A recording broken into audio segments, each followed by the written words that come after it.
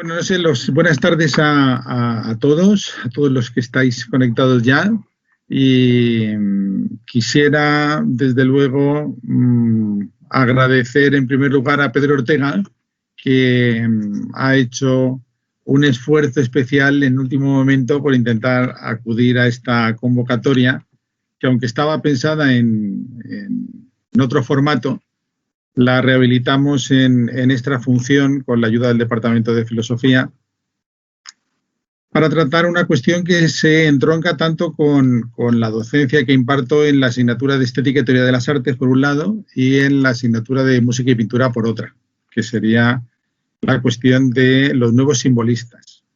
Antes de nada, quiero presentarlo, porque Pedro, además de compañero, colega y amigo, es una persona bastante presentable, porque es una persona de ciencias. Comentábamos al principio que realmente su función inicial era la de la ingeniería, y que esa ingeniería le dio el vívere y después vino el filosofare, con sus estudios en historia del arte en la Autónoma, precisamente, ¿no? Así es. Y que estos estudios de historia del arte ya entonces apuntaba maneras como alumno con los intereses que hoy le llevan a ser, yo creo que una autoridad, desde luego, de referencia en la investigación. No digo en la divulgación, pero sí en la investigación y sobre todo en el intento de recuperar, no el pensamiento marginal, que yo creo que es una expresión poco feliz, pero sí el pensamiento que se queda al márgenes y sobre todo que se queda al margen de las imágenes y de la música, ¿no? La obsesión de algunos de esta facultad, del doble grado de Filosofía y Ciencias de la Música, está en el tratar con paridad tanto a la música como a la pintura, como a la literatura, como a la escultura. Y yo creo que esto es uno de los méritos que tiene la intervención de esta tarde. Él, además, es máster en edición digital, ¿no? Tiene alguna propuesta también para entrar en el mundo de la docencia en esta dirección, cosa que sería muy bueno para nuestro doble máster. Es director de la revista Herejía y Belleza, que si lo caracteriza algo es la selección y el cuidado de los contenidos, pero también de la forma, como verán, supongo que en la presentación. Sí, Pedro no ha cambiado mucho esta tarde. Tiene un proyecto muy interesante, muy personal, que incluso para los que somos profanos como yo en la materia, es un proyecto de mucho calado, ¿no? Que comienza por elementos que aparecen accesorios o secundarios y que después se entroncan muy bien con lo que es el nivel cultural de una tradición sobre todo literaria, pero también de una tradición mistérica en el sentido de gnóstica, de conocimiento, y de un conocimiento fundado. Y que yo, que era profano, estoy un poquito enganchado a sus trabajos. Ahí tiene uno que es una pasada, a mí me pareció un descubrimiento, el tarot de Manteña, ese desde luego me encanta, y los salones de la Rosa Cruz, que son también dos referentes fundamentales suyos. Arte, sociedades secretas. Pero hoy nos va a hablar de otra cosa, o sea que no quiero que quede largo. Quiero agradecer, eso sí, a los alumnos porque siempre se dice lo que es regular y no lo que es magnífico, o sea que casi lo que es el último día de clase, por no ser el último, ¿no? Hayan alumnos que de forma voluntaria tengan interés en saber de qué va esto del nuevo simbolismo, que quieran ver lo que no aparece en el temario oficial, ¿no? Que estaba al lado de Baudelaire, junto con Baudelaire, pero que no tuvo la suerte, ¿no?, de un seguimiento mayoritario por la vanguardia, y que desde el punto de vista de la relación entre música y pintura quieran saber de una investigación que desde la música, no desde la literatura, ni desde la poesía, sino que desde la música, rehabilita, recupera y reactualiza una tradición que todavía tiene mucho que decir y de la que yo me tengo que callar ya. lo quería agradecer. O sea que muchas gracias. Cuando quieras, Pedro. Y bienvenido, muchas gracias. Bueno, José, me has dejado a cuadros con tu presentación porque desde luego creo que, bueno, sé que lo dices de todo corazón y por ello me siento más que honrado. Y yo también te tengo que decir a ti algunas cosas, y es que yo tuve el placer y el gusto de ser alumno tuyo en teoría, en Historia de las Ideas Estéticas 1, si no recuerdo mal, en la carrera de Historia del Arte, y luego tuve el privilegio y el honor de que fueras el secretario del tribunal de mi tesis doctoral. Así que, además de pues esa admiración que es mutua, también comentar mi amistad y mi profundo placer de estar aquí hoy gracias a tu amabilísima invitación y sobre todo por confiar en un personaje un poco outsider como soy yo.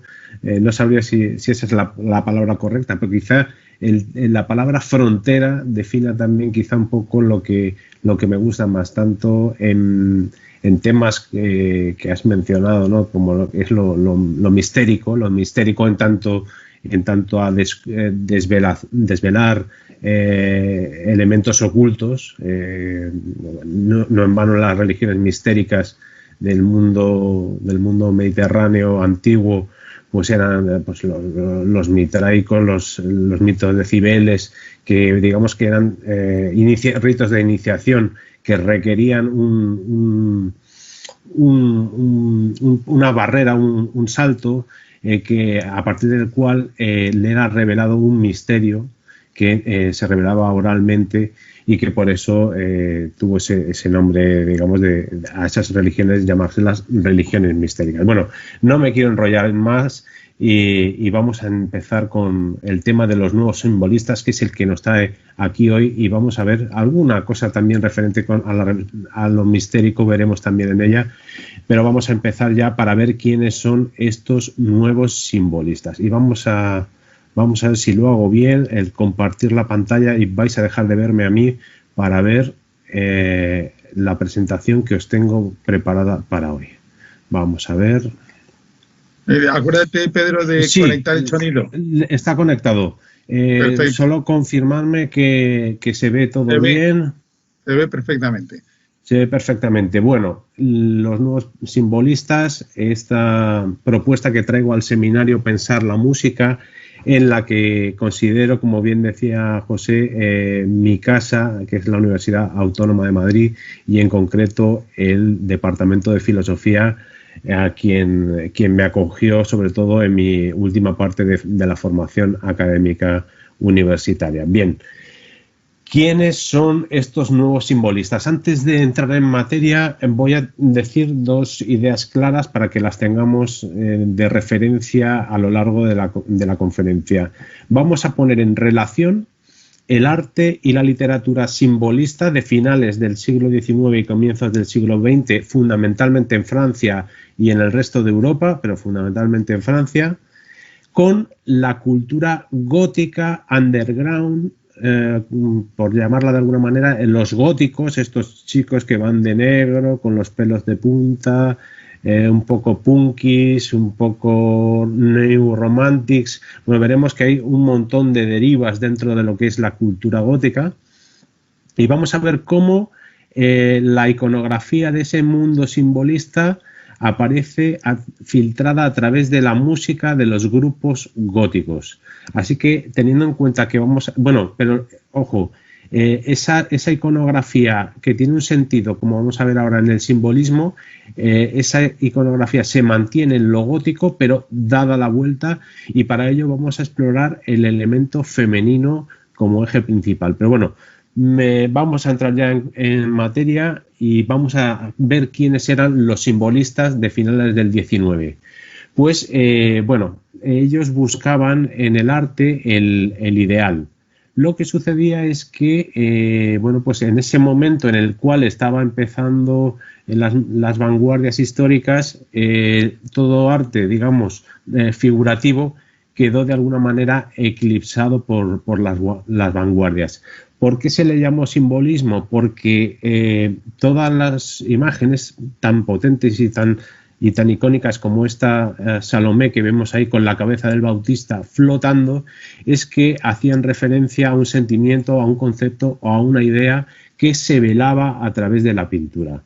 ¿Qué autores podemos mencionar dentro de esta corriente en Europa? Pues Gustave Moreau Odilon Redon en Francia, Fernand Neuf, Félicien Rops, Jean Delville en Bélgica, Arnold Böcklin y Franz von Stuck en Alemania, y luego, bueno, pues otra serie de personajes. Y en España, aunque no tenemos mucha suerte con los simbolistas, sí que podemos mencionar alguna época, algún periodo de la obra de Julio Romero de Torres, sobre todo aquellas obras que podemos ver en el Museo Romero de Torres en Córdoba, y también un personaje no por menos conocido, no por poco conocido, menos importante, que es Néstor, pintor gran canario. Bueno, como decía, este movimiento que surge en el segundo tercio del siglo XIX va a verse, digamos, eclipsado por las vanguardias. Y de hecho, durante el siglo XX la historiografía del arte lo tendrá bastante descuidado, y no será hasta los años 80 del siglo XX cuando, digamos, los historiadores del arte pues miren con otros ojos a esta corriente simbólica. Aquí seguimos, os traigo una cita de Jean Moreas. Como mencionaba, el simbolismo es un movimiento tanto artístico como literario y poético. De hecho, bueno, pues tenemos personajes como pueden ser Rimbaud, Mallarmé, que son, digamos, los representantes poéticos, y como todo movimiento en aquella época tenía un manifiesto fundacional. Y del simbolismo fue realizado por Jean Moreas, y he querido extraer un fragmento del mismo para esta conferencia. Y Jean Moreas decía lo siguiente: el carácter esencial del arte simbólico consiste en no llegar nunca a la configuración de la idea en sí misma. Así, en este arte, los cuadros de naturaleza, las acciones de los hombres y todos los fenómenos concretos no podrían manifestarse ellos mismos. Son solo apariencias sensibles destinadas a representar sus afinidades esotéricas con las ideas primordiales. Así que esas afinidades esotéricas con la idea primordial es lo que caracteriza al simbolismo tanto en su vertiente artística como literaria. Y fijaos en la obra que os traigo para ilustrar esta diapositiva, El incienso de Fernand Neuf.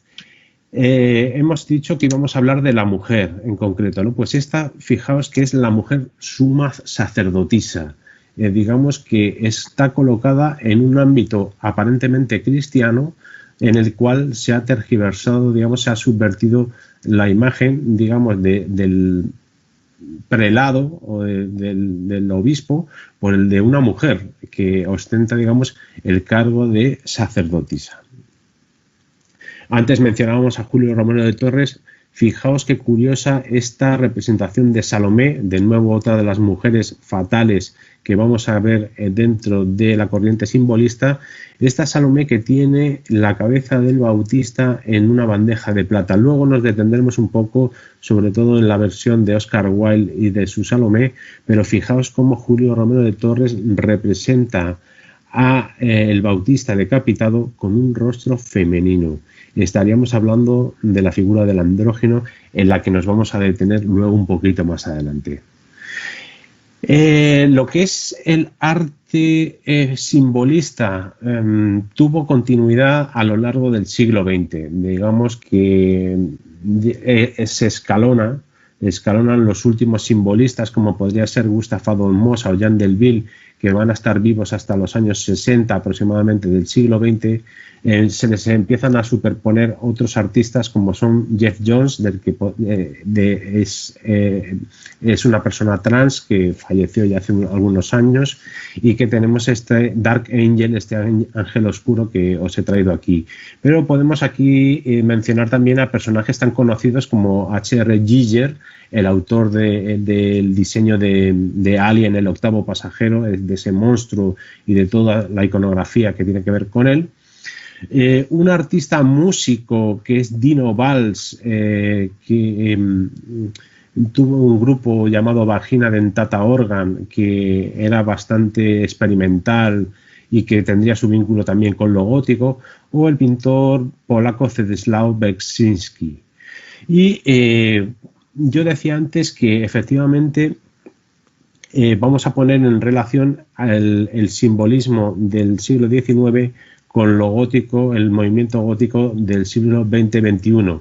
Y lo curioso es que si nos fijamos en cómo los simbolistas del XIX miran a la mujer, vemos que está siempre planeando la misoginia de la mujer fatal, de esa mujer a la que, digamos, se le achacan todos los males del hombre y que se ve vituperada, vilipendiada por el artista que, digamos, connota negativamente las representaciones femeninas. Pero, ¿qué pasa con los góticos? Los góticos van a utilizar esa misma imaginería, esos mismos símbolos, pero para empoderar a la mujer. Ahora Salomé no es la mujer fatal que quiere seducir al Bautista, sino que es la mujer poderosa, que es capaz de superar, de someter y de aniquilar al hombre. Algunas connotaciones de la cultura gótica, y es podemos decir que el mundo gótico está muy fascinado por todas las corrientes, digamos, que derivan del romanticismo de primeros del siglo XIX, de los años 10 y 20 en Francia, Alemania, Friedrich, todos estos, los nazarenos, y ellos van a seguir, por ejemplo, muy de cerca el prerrafaelismo, que como sabéis todos es ese movimiento londinense de autores, de artistas rebeldes, jóvenes, en la hermandad prerrafaelita, que quieren mirar al arte anterior a Rafael, a, digamos, ese arte del 300 y del 400. Y luego, después del simbolismo, pues van a seguir la corriente esteticista y, obviamente, el tema que nos trae hoy aquí, van a ser también fieles seguidores del simbolismo. Y, pues yo tuve la osadía de, a estas representaciones que tienen connotaciones simbolistas y que se dan dentro de la cultura gótica, decidí llamarlas neosimbolismo. Y hay alguna publicación que mencionaremos luego que así lo recoge. Y bueno, traía para ilustrar esta diapositiva pues un cuadro prerrafaelita tardío de John William Waterhouse titulado El Círculo Mágico, en el cual podéis ver toda una suerte de elementos mágicos, el caldero, el círculo de fuego que está trazando la druidesa, que lleva además esa hoz druídica en la mano derecha, en la mano izquierda, perdón, y en la derecha va trazando con un palo de fuego el círculo, animales como los cuervos, los sapos relacionados con lo maligno, la serpiente que se muerde la cola, el Ouroboros al cuello de la mujer. Bueno, un cuadro tremendamente simbólico adscrito a la corriente prerrafaelita. Vamos con la música y su vinculación con el arte. Y el origen del amor o de la inspiración simbolista de la música gótica tiene que ver, lo tenemos presente en un grupo fundacional en este sentido, que es Christian Death, la muerte cristiana. Y este grupo fue capitaneado durante algunos años por Rod Williams, y luego, como veremos, pasa a ser liderado por Baylor Kahn, y luego os contaré un poco la polémica que hubo entre ellos. Rod Williams inició este grupo Christian Death en los años 80 en Los Ángeles, y digamos que era un tipo de música rock y que pronto se bautizó como Death Rock, el rock de la muerte, porque los temas que trataba y el tipo de musicalidad de Christian Death, pese a ser un rock bastante fuerte, pues las letras y los ambientes eran tremendamente opresivos y que, digamos, inspiraban un poco la muerte o el suicidio, que como veremos luego fue el destino final de Rod Williams, el líder de esta banda Christian Death. Y fijaos las dos primeras portadas de los discos de Christian Death. Arriba el Only Theatre of Pain, solo el Teatro del Dolor, de 1982, digamos un disco fundacional dentro de lo que es el gótico en Estados Unidos. Y debajo el EP que fue continuación, que es el Death Wish, ese deseo de muerte, de 1984. Pues bien, en el cuadro, en el Only Theatre of Pain tenemos Andrómaca de Georges Antoine Rochegros, y en el Death Wish tenemos el ¿Quién me liberará? De Fernand Neuf, que vamos a ver ahora más en detalle. Aquí tenéis los cuadros. El primero de ellos es un pasaje de la guerra de Troya. Andrómaca, que es la mujer de Héctor, ve cómo han asesinado a su marido, han decapitado a sus compañeros, han muerto amigas suyas y ahora le toman su hijo para darle muerte también. No hay una escena tan desoladora, casi diría yo, en toda la pintura simbolista. Desde luego la elección de Andrómaca para ese teatro del dolor, ese Only Theatre of Pain, me parece una elección desde luego de lo más acertada. El segundo cuadro, ¿Quién me liberará?, es del pintor belga Fernand Neuf y que representa, curiosamente, a Cristina Georgina Rossetti, que es la hermana de Dante Gabriel Rossetti, uno de los fundadores de la hermandad prerrafaelita que mencionábamos antes y que obviamente mantenía una relación epistolar con Fernand Neuf y su admiración, puesto que Cristina era poetisa, pues fue este retrato que, si os fijáis, pues le podéis ver casi con los ojos en blanco, como si se tratara de una medium, y esa cabellera pelirroja también, que tiene algo de fatalidad y que, pese a la admiración que sentía por Cristina Georgina Rossetti, pues algo de miedo yo creo que le daba a Fernand Neuf. Aquí tenéis a Rod Williams. Rod Williams en una fotografía de sus últimos años de vida en su habitación, como podéis ver, pues en un ambiente bastante opresivo, ¿no? Con esas cartas tiradas por el suelo como si fuera un tarot, esa especie de mano que sale por debajo de la cama como si de un fantasma se tratara, calaveras, muñecas bastante siniestras. Bueno, pues este es el mundo de Rod Williams.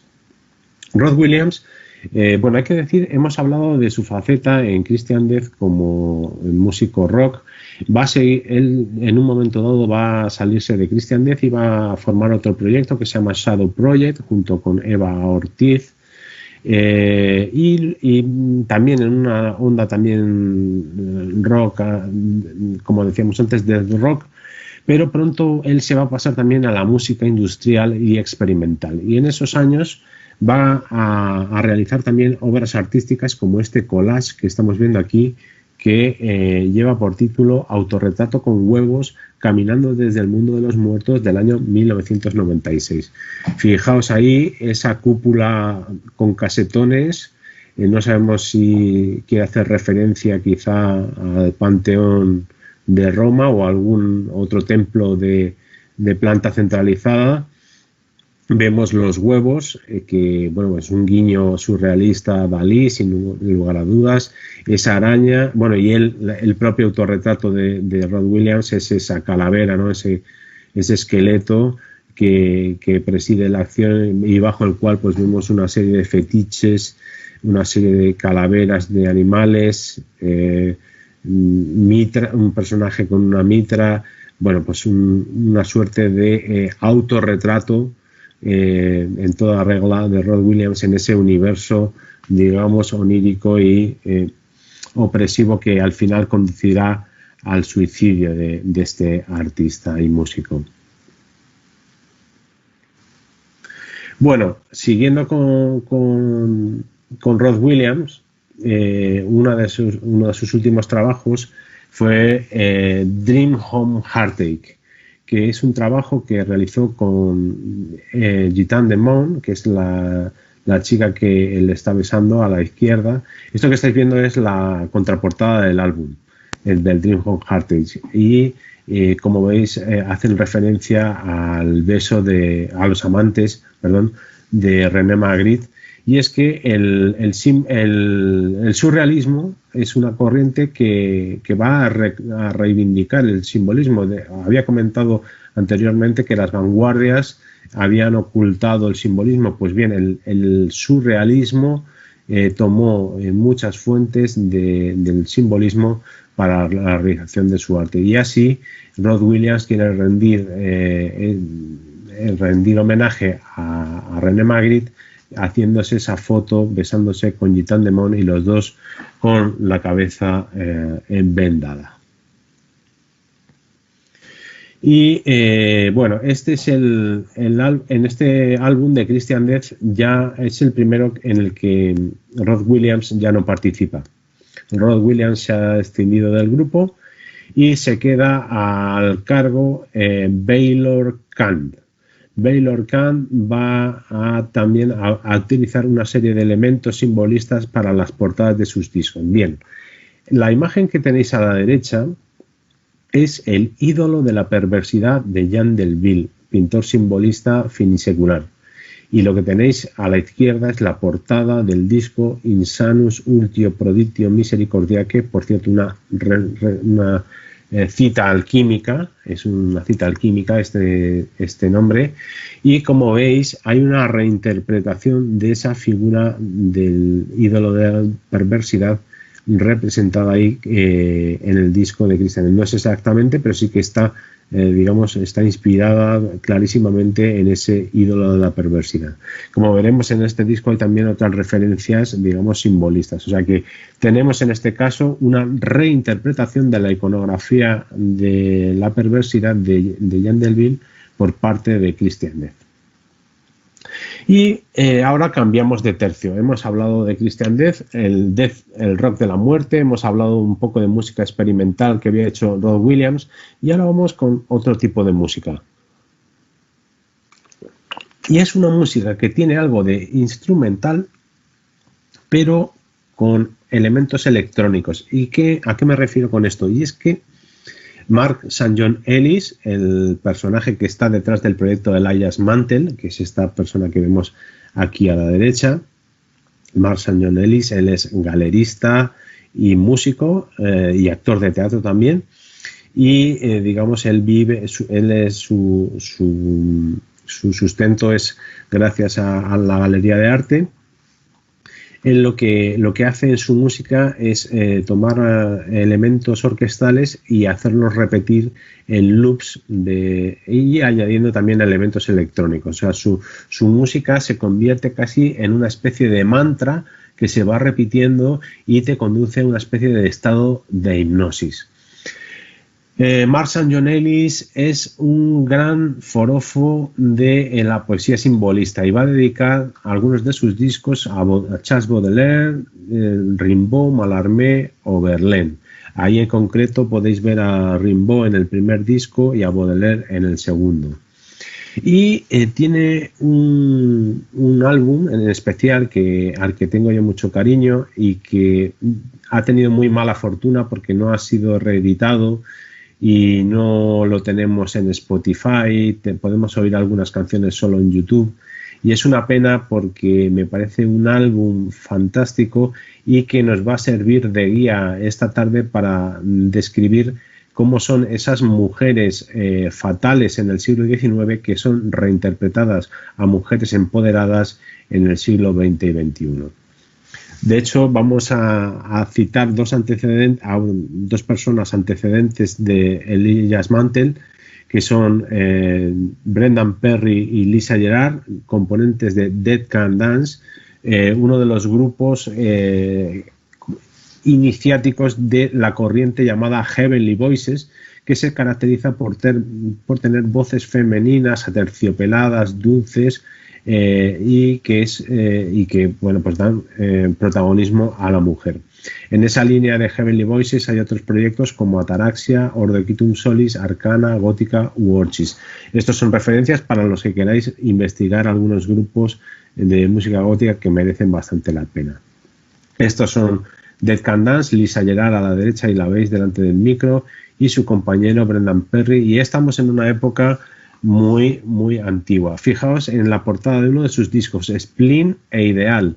Estamos ante una de las partes, el nombre está extraído de Las Flores del Mal de Charles Baudelaire. Y ahora vamos a ver un vídeo, vamos a ver solamente aproximadamente un minuto, de un vídeo de Dead Can Dance titulado Frontier, y que es de los años 80, es de los primeros vídeos de Dead Can Dance, y que podemos decir también que es uno de los primeros vídeos de la cultura gótica en los 80.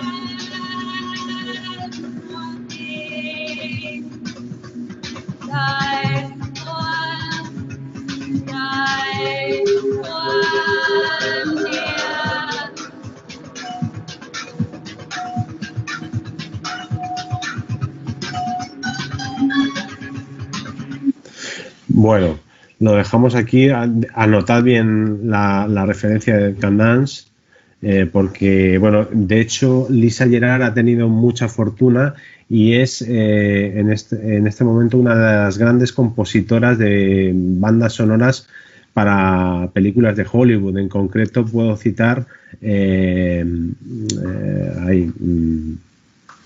Russell Crowe, ahora no me sale, Gladiator. La música de Gladiator está hecha por Lisa Gerrard. Y bueno, nos adentramos de nuevo, seguimos con Mark Ellis, con Elijah Mantel, y vamos a ver ahora un poquito un extracto de su vídeo Philosophy with a Hammer. Y en él hay un texto que traigo y que quería citaros, y que tiene mucho que ver con uno de los elementos femeninos que él emplea en este álbum. Y dice: herejía es también una opinión diferente de la que es aceptada o mantenida habitualmente. Los gnósticos creían que María Magdalena no fue solamente una discípula de Jesús, sino su favorita. Pablo, el fundador de la Iglesia cristiana, escribió que ella era una prostituta. Los gnósticos elogiaron a la serpiente en el Edén como portadora del conocimiento para la humanidad. La serpiente vino a simbolizar el mal a los ojos de la corriente cristiana principal. La literatura gnóstica fue suprimida por la Iglesia cristiana. Estamos aquí ante una reivindicación de Mark Ellis, de Elijah Mantel, de la fe gnóstica, o sea, del cristianismo gnóstico, de la importancia de la mujer para Jesús, de María Magdalena como su posible esposa, en contra de la tradición cristiana ortodoxa que tacha a la Magdalena como prostituta y que deja de lado a todo lo que es los inicios del cristianismo, sobre todo en su vertiente gnóstica. Bueno, Philosophy with a Hammer, que vamos a ver un fragmento ahora, está inspirado, como no, en El crepúsculo de los dioses de Nietzsche, y tiene estéticamente referencias en la película Caravaggio de Derek Jarman, y sigue una iconografía gay.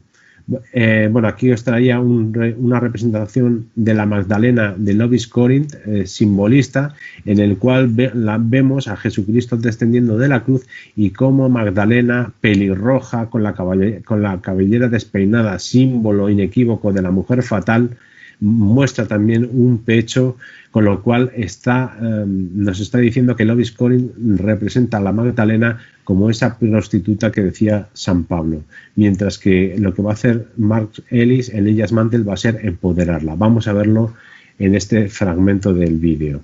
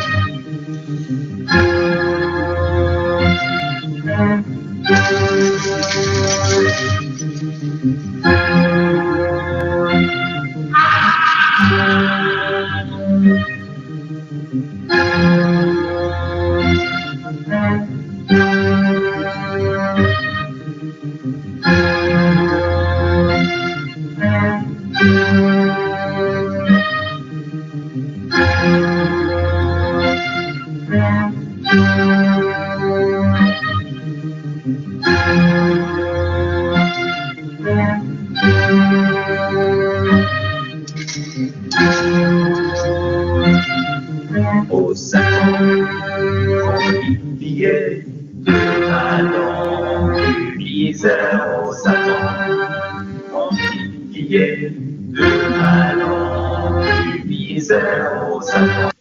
Bueno, vamos a dejar el vídeo, no tiene mucha calidad y lo dejamos ahí. Simplemente que hay una parte en este vídeo un poco más adelante en la que se ve como una mujer, que es María Magdalena, se desviste, se desnuda, ¿no? En una suerte de idolatría hacia la mujer. Bueno, aquí os traigo la portada del disco que mencionaba antes, Sorrows of Sophia, con esta, digamos, esta medusa con los cabellos de serpiente en la portada. Habíamos hablado, el disco se llama Sorrows of Sophia. Pues Sofía, ¿quién es? La gran madre en la fe gnóstica, como habíamos apuntado antes, y que es, digamos, la que quiere seguir Mark Ellis, seguir esa rama gnóstica del cristianismo de los orígenes, y que, bueno, que de alguna manera quedó impregnada también en el cristianismo, en el catolicismo, digamos, que se mantuvo. Y es que, por ejemplo, Sofía se representaba como una paloma y esta paloma fue a pasar a formar parte de la Santísima Trinidad cristiana. Y que en realidad es el ascendente de la diosa Isis del mundo egipcio, y que si nos fijamos en las representaciones de Isis con Horus en su regazo, pues podemos ver claramente cómo es un antecedente de las representaciones de la Virgen con el niño Jesús en su regazo. Luego tenemos que esa Sofía que nos plantea Mark Ellis, pues va a ser va a tener múltiples caras, que van a ser, por ejemplo, la Salomé que veíamos que vimos antes, la Medusa que veíamos en la portada, la Madre Tierra y el hermafrodita o andrógino. Ahora los vamos a ir viendo detenidamente. Hemos mencionado a Dead Can Dance. Pues ellos tienen un tema titulado Song of Sophia, la canción de Sofía, del álbum Serpent Egg. Luego, en el mundo de la música Dark Ambient, dentro del gótico también está el proyecto Sofía de Peter Bjargo.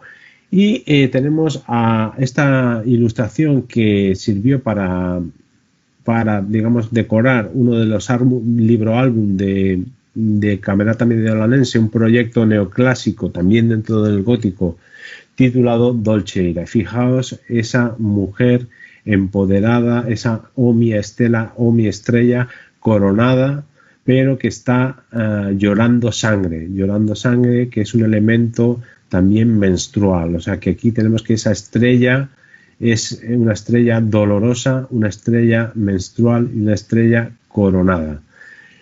Bueno, pues seguimos para que veáis la cantidad de símbolos que nos podemos encontrar en representaciones neosimbolistas vinculadas con el mundo gótico. Vamos a ver, solo pongo unos compases de esta canción de Camerata Mediolanense para que os hagáis una idea de cómo es este tipo de música. Esto ya es bastante más reciente, ya del siglo XXI.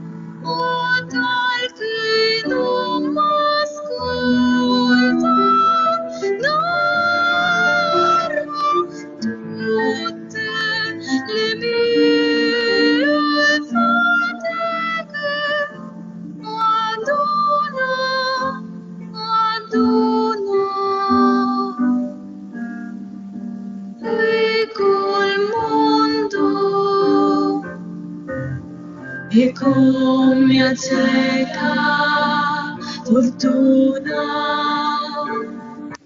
Bueno, lo dejamos aquí, aunque es la canción para mí es una joya, y seguimos adelante porque no nos da tiempo a tratar todos los temas. Salomé, la comentábamos antes, decapitadora de San Juan Bautista, la canción que Elías Mantel dedica a Salomé en el álbum Sorro Sor Sofía, la llama core, doncella, ninfe, novia, meter, madre y maya, abuela, y la va comparando con una serie de diosas de la antigüedad, Tanit, Astarte, Atara, Ravenna. Y aquí tenéis la imagen del álbum, del libreto, obra de Daniel Faoro, que es el creador de todas las fotografías y fotocollages que hay dentro del disco. Fijaos también, hoy aquí os traigo otra, otra Salomé, pero esta desde otro punto de vista que podría compararse con David y Goliat. Estoy hablando del proyecto D-Form, que está liderado por Philippe Fichot con la compañía de Liam P, que es esta mujer que vemos aquí.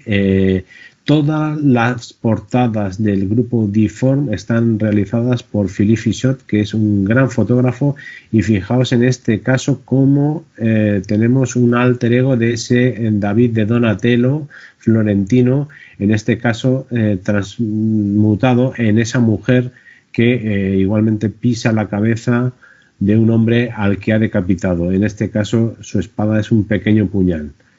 Y mencionar también que D-Form es un grupo electrónico, digamos, con afinidades a la música tecnopop, pero que también tiene una serie de derivas hacia la música clásica. Fijaos en este guiño, Bach Project, y que recomiendo también que le echéis una oída.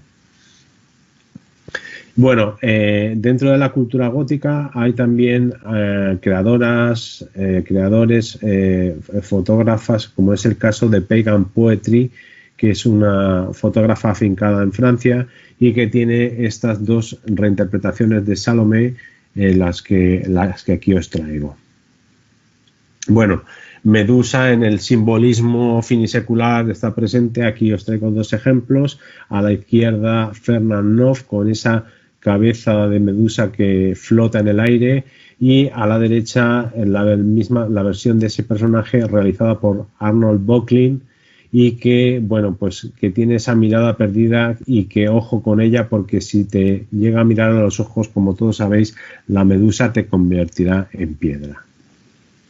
En el libreto de Sorro Sor Sofía, la Medusa aparece con esta imagen de Daniel Faoro, y en la canción se repite lo siguiente: Medusa la bella, Medusa la maldita, Medusa la amada, la espantada, la amarga, la desafortunada, la solitaria, la víctima, y todo en un loop que va haciendo que esta conjuración, esta Medusa la bella, Medusa la Medusa la bella, Medusa la maletezza, Medusa la mata, va creando un loop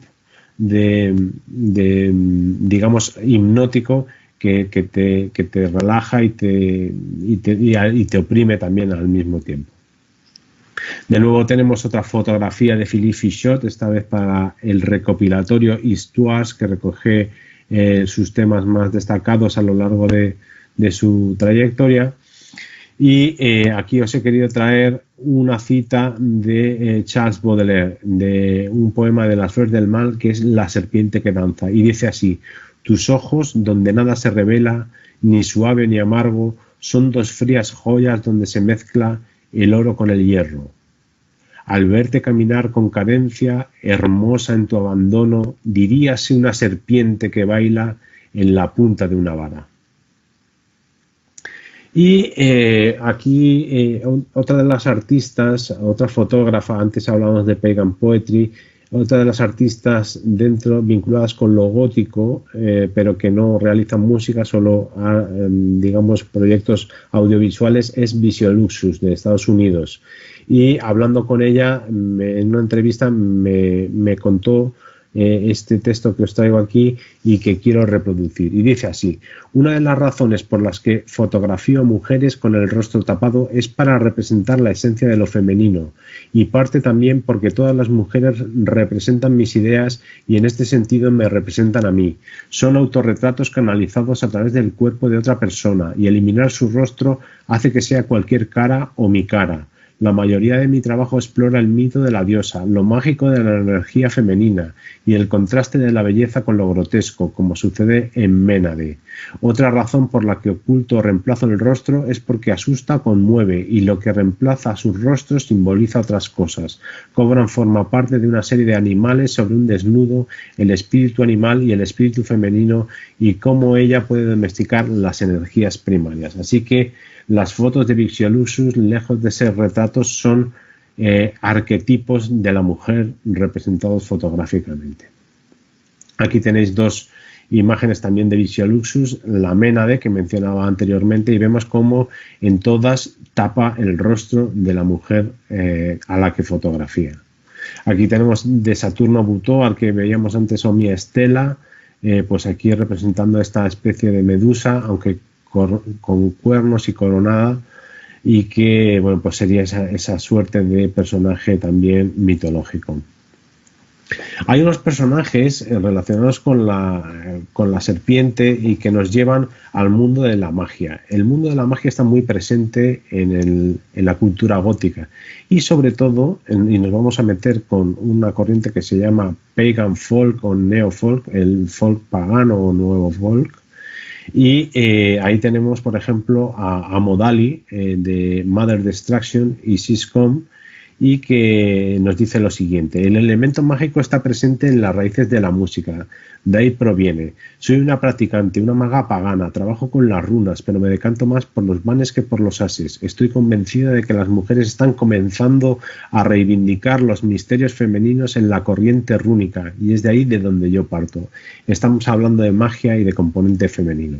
En este mundo, digamos, de la magia nórdica, podemos resaltar también a Freya Aswyn, que esta sería la que generó esta corriente dentro del neofolk, y participó en el disco que estáis viendo debajo, que es Fruits of Yggdrasil del proyecto Siscom, y que, bueno, como veis ahí está rodeado por el alfabeto rúnico, y en el centro tenemos representado al dios Odín. De Freya Aswyn recomendaros dos libros: Lives of Yggdrasil, Runes, Gods, Magic, Feminine Mysteries and Folklore, de 1990, y Northern Mysteries and Magic, Runes and Feminine Powers, de 2002. También en esta línea tenemos a Andrea Haugen, otra maga nórdica, también dentro de lo gótico, y que es autora de un libro titulado Horde of Hagalas, de 1994-96. Aquí tenemos otras magas representadas por artistas gráficos contemporáneos. A la izquierda tenemos una obra de Lysis en Septembre, y a la derecha Necro, un artista y ilustrador español. Otro de los temas que se tratan en el disco Songs of Sophia y que están vinculados con lo femenino es la madre tierra, Tellus Mater. Y ahí se me venía a la mente la imagen de la Venus de Willendorf.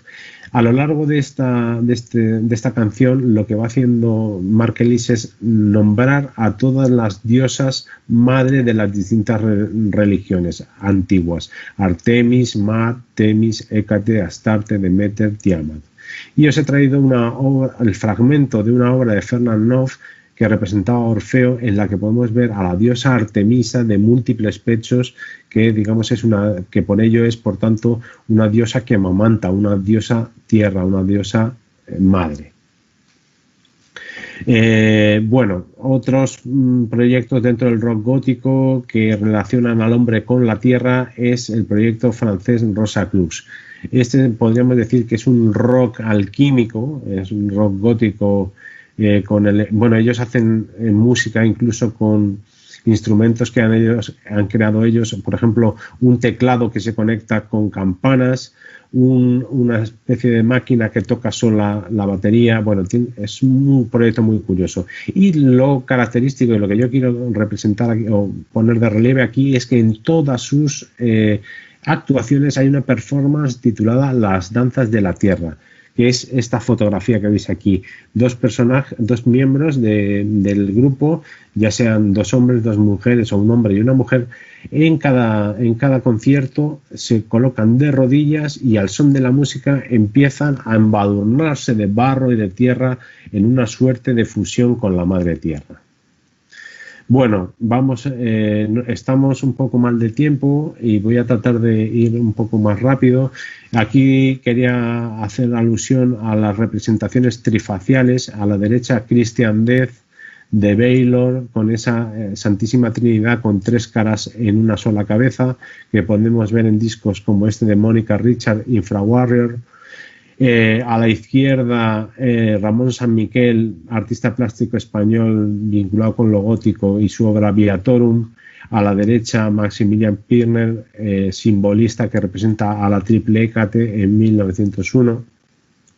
El triple andrógino, en uno de los grupos más curiosos dentro de la música gótica, en lo que podríamos hablar de personaje gótico, andrógino, y es que la protagonista, ella prefiere llamarse como la protagonista, es Ana Barney Cantodea, miembro del colectivo LGTBI y uno de los más destacados representantes de la música gótica más fantasmal. Ella está inspirada en obras de Poe. Bueno, su música está llena de referencias. Vamos a ir un fragmentito de uno de sus vídeos, pero muy rápido.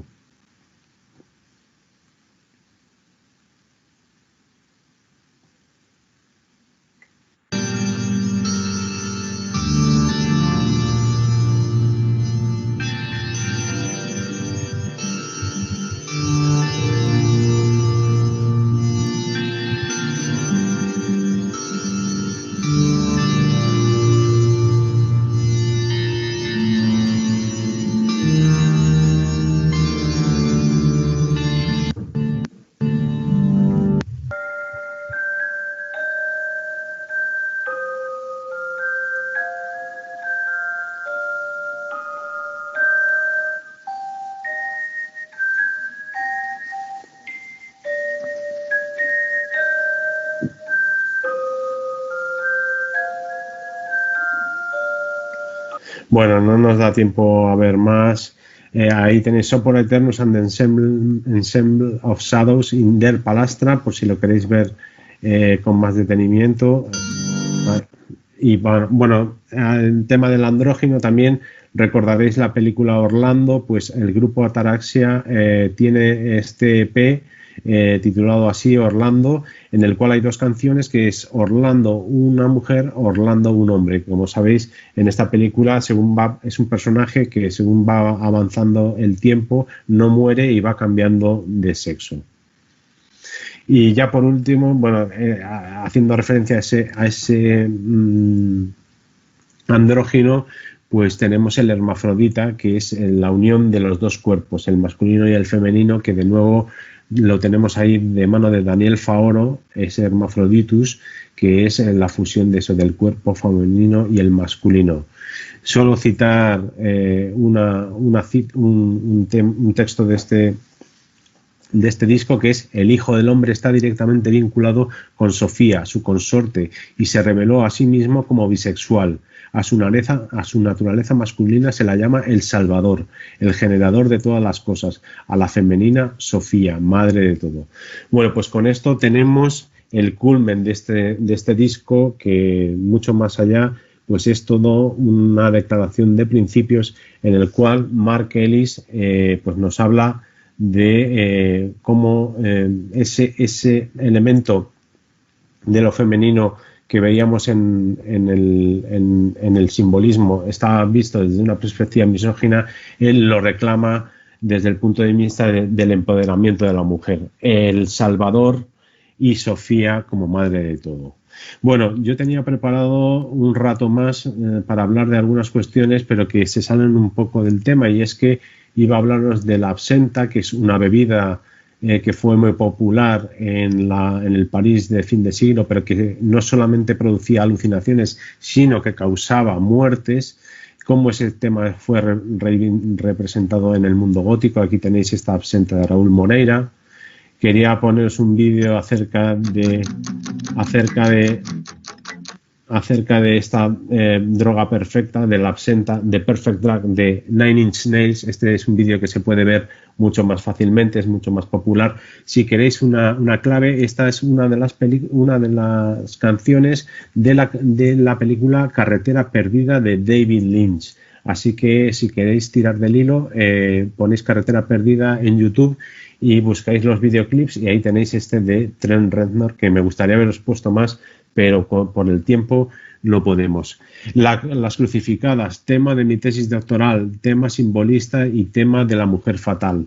Aquí tenemos una crucificada de mano de Félicien Robes, pintor simbolista belga, satánico y pornógrafo.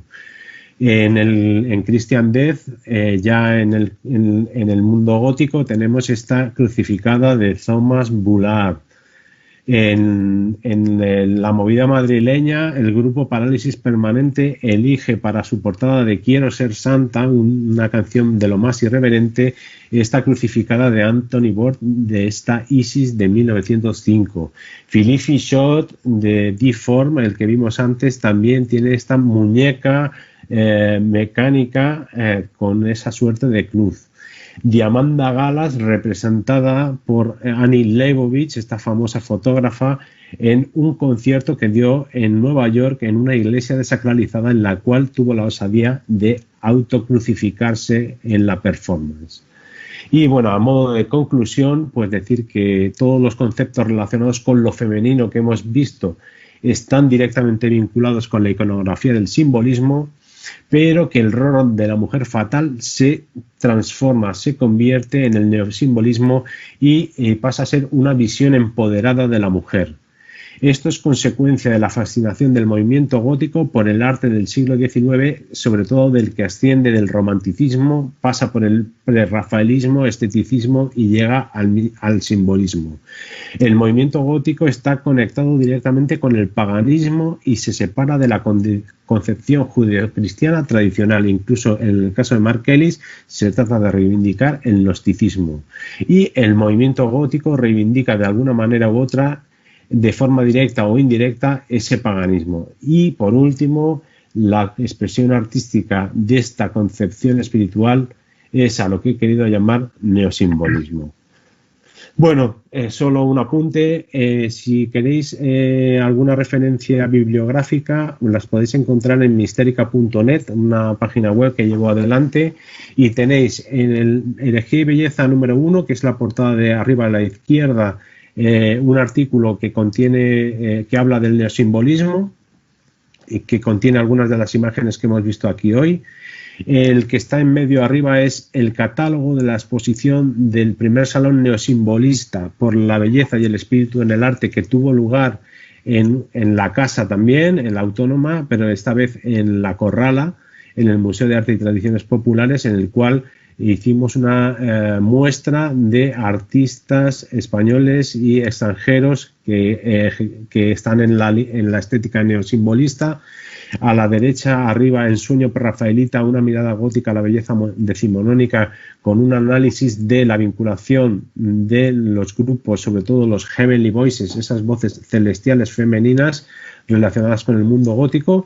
La revista Herejía y Belleza, que podéis ver abajo a la izquierda, que es el número 5, en el cual hay un artículo sobre las crucificadas y el movimiento gótico. Y la última portada es una sorpresa para todos vosotros, y es que de la primera jornada de pensamiento musical organizada el año pasado, pues si todo va bien, vamos a tener unas actas impresas, esa música y mística, que será un placer presentar, a través, gracias a José Gaspar Berlanga, el profesor Berlanga, que es el alma mater de esta idea y en la que yo participo en calidad de editor. Bueno, pues hasta aquí mi intervención y muchísimas gracias por vuestra atención.